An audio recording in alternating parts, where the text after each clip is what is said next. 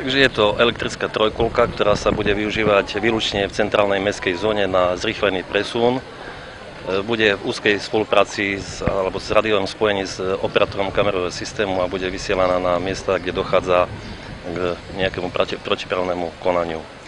Tým pádom vylúčime to, že nebudeme vysielať do pešej zóny služobné motorové vozidlo, ktoré často obmedzuje ľudí, ktorí sa tu pohybujú, hlavne v letných mesiacoch sú plné ulice, takže myslím si, že týmto spôsobom to vyriešime. Je to veľmi obratná mašinka, v podstate dosahuje rýchlosť až do 25 km a má dojazd 18 km na jedno nabitie, čiže tak na jednu 8-hodinovú smenu v rámci pešej zóny by to malo vystačiť. Myslím si, že táto trojkolka je prvá na Slovensku. Nemám vedomosť o tom, aby niektorá mestská polícia takúto mala.